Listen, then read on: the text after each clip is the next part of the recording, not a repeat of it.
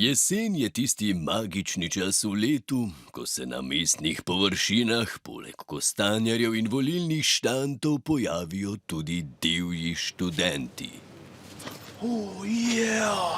Tukaj imamo zelo lep primerek, ki smo ga ujeli ravno med prehranjevanjem.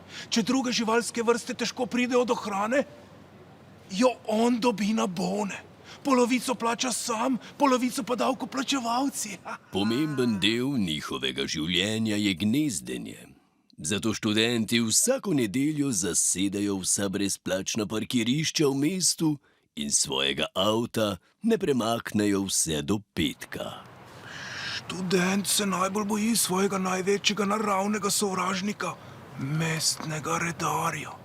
Zato ga bo poskušal prelisičiti z najstarejšo zvijačo, kar jih pozna. Medtem ko nekateri študenti gnezdijo, se ta poskuša učiti iz knjige. Gre za starodavno obliko prejemanja informacij, ki se je razvila še pred elektronskimi napravami.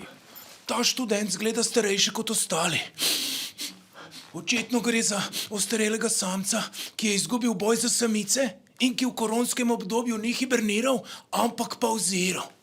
Zanimivo je, da študentom podnebne spremembe ne škodijo.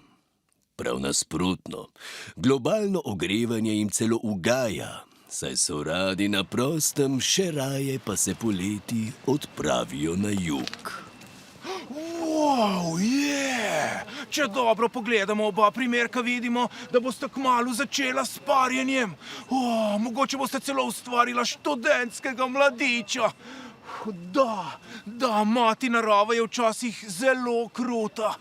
Samec, ki je ostal sam, bo poskušal privabiti samico s paritvenim klicem.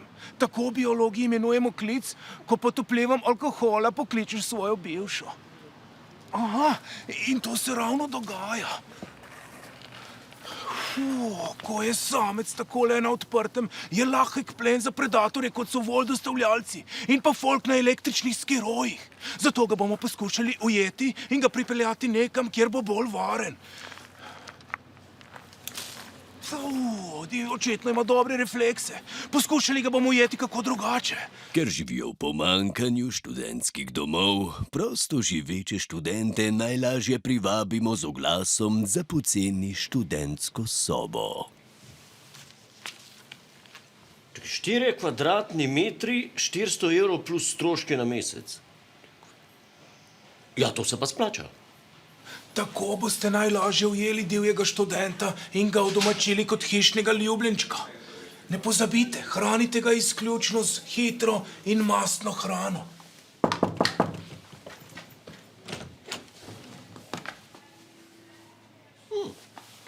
Biti študent pa je le del njegovega življenjskega cikla. Ko ta vrsta dozori in diplomira, postane namreč brezposelna oseba. Bral Ivan Lotrič. A ti ste že cepil četrtič? Ne, Zakaj pa ne? ker sem se subscribal.